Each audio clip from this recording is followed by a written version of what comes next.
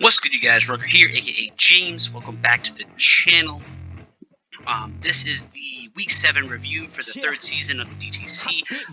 You guys, if you guys are watching this, you should know the screen, what's going on. There's some changes every week from here on in, but we're going to hop right into this. Okay, Week 7 battles and scores. The biggest winners of this week are, for the Moon Division, is Fist Year Doom, go figure, and for the Sun Division, it's Cahoots tied with Q. Okay, the Houston Toros, coached by N20 Hero, smashed a 4-0 win over the Morpicos, coached by Dancho.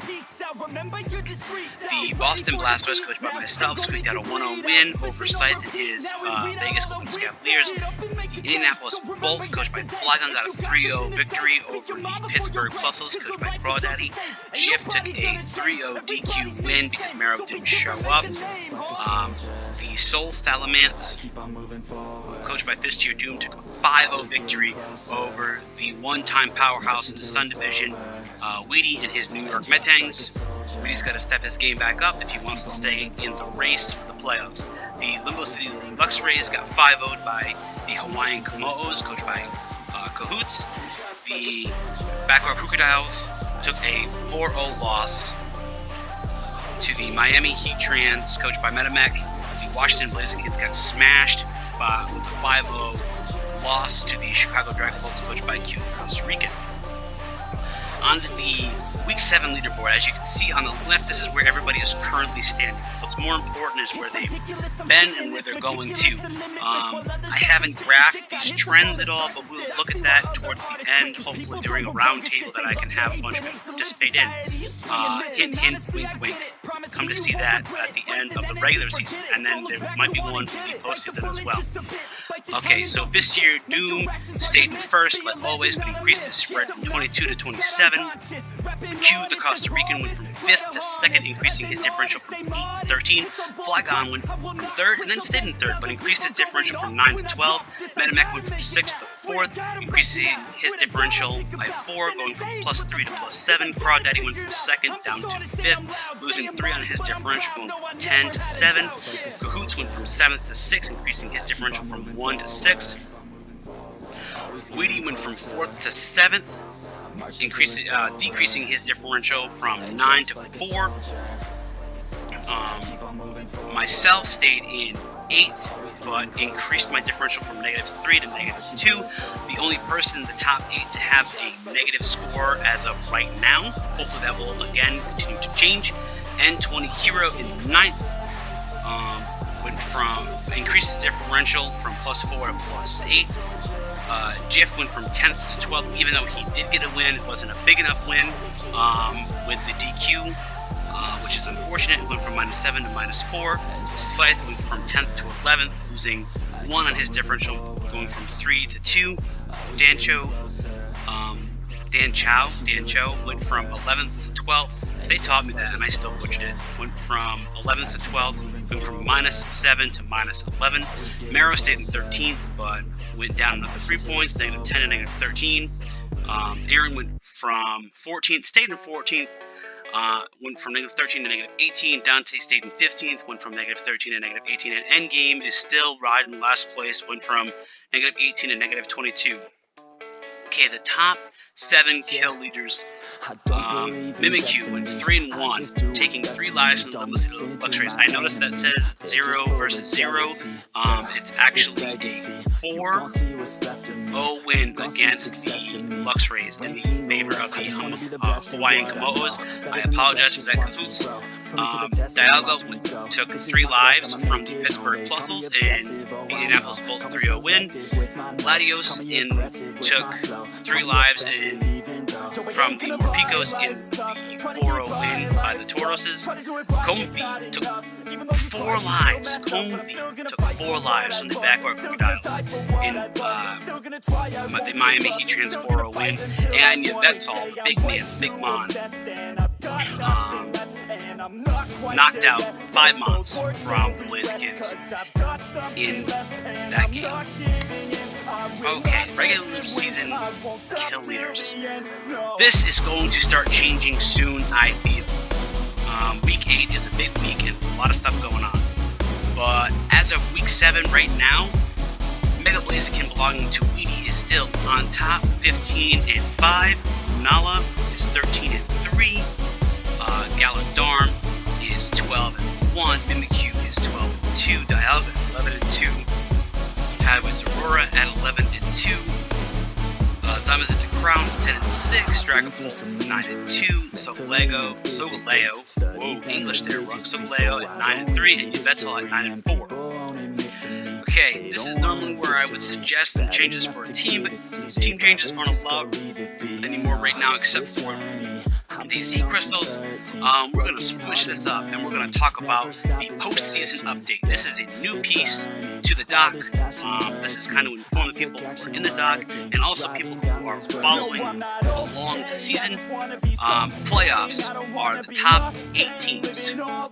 Okay, there's the top 3 seeds from each division, plus a wild card from each division. The 2 wild cards have the best overall record outside of the top 3. And the seeding priority is done by overall record, then differential, then head-to-head records. So if you have the same overall record as somebody, but they have a better differential than you, you're ranked lower than them.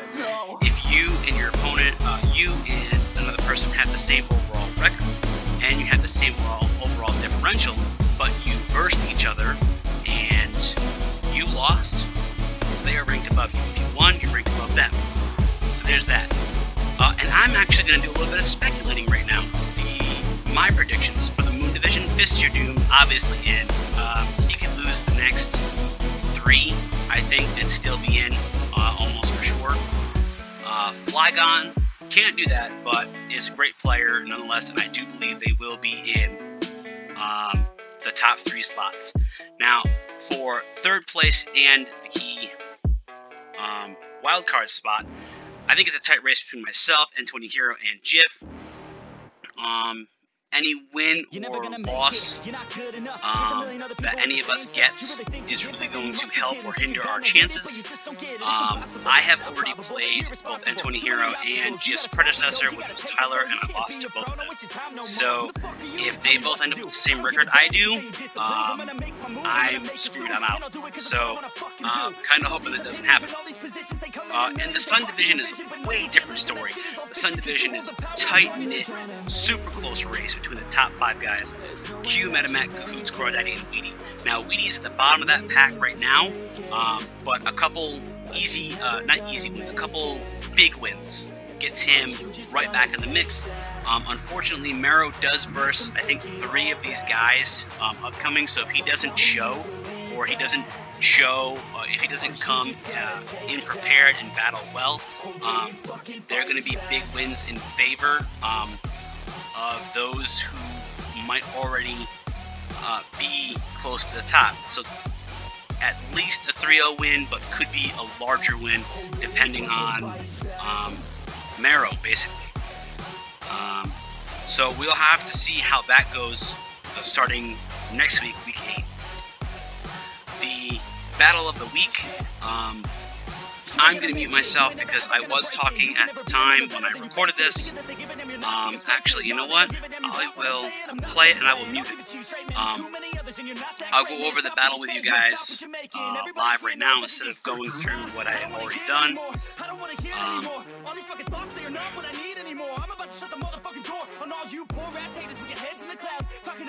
For some reason, it's now not playing at all, which is just fantastic. Shaky 13.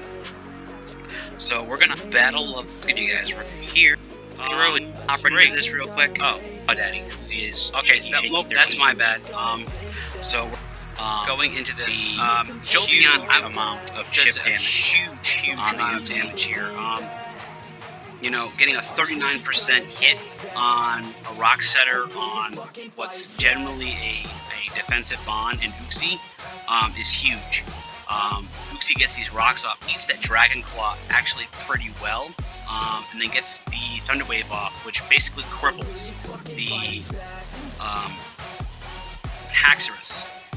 That special attack drop really doesn't affect the performance of Weezing in this game all that much. Tornadus T is a monster, and even with that Hurricane Miss, Tornadus does pick up the KO on this wheezing.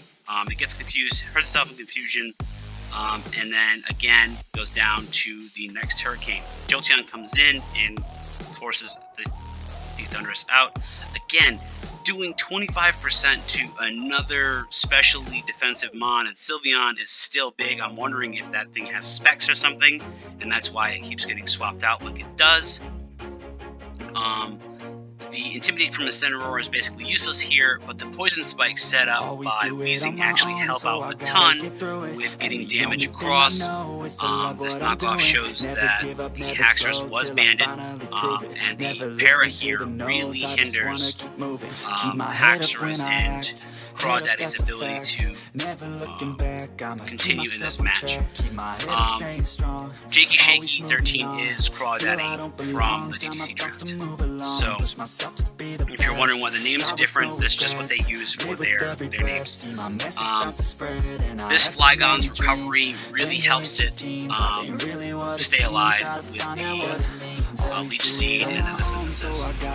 So, Hex on all these Poison Mon are great, except for the fact that Incineroar resists Hex. Even if you double its damage, it's resisted. So it's not really that big of a deal. This is a huge misplay by Crawdaddy here. Immediately going for the instinctual KO on the Mon in front of you, not thinking about what would come in. Going for the Continental Crush, which would have helped either KO the Incineroar or the Tornadus, which allows Dialga to come in and kind of just wreck shop on 3 of Crawdaddy's Mons, taking out the Jolteon, the Pseudo, and the Melmetal. This Draco goes off, and then Dialga is going to peace out after this next one doesn't do enough damage. Flygon, realizing that, goes back into Tornado's T and starts firing off Hurricane after Hurricane. And then goes for a Supersonic Sky Strike, which ends this battle. 84% on a hit like that is super huge, which could impact how everything goes in the Sun Division for Week 8, as far as the standings go. And if Crawdaddy actually makes it in, this loss could be the loss that causes Crawdaddy to be out. Alright, I want to say thank you guys for watching. If you like this content, please leave a like. Please leave comments, constructive criticisms, anything you feel like I can do better, or any suggestions you have on changing the format and stuff going forward. It's greatly appreciated. Also, I am only one half of the DTC Week 7 results. I'm actually part of a duo here. The other half is done by Spencer. He covers the A-League. His link is in the description below. He is also the guy that covers the thumbnail. So that's also fantastic. I want to say stay safe. I want to say peace out for now. Catch you later, guys.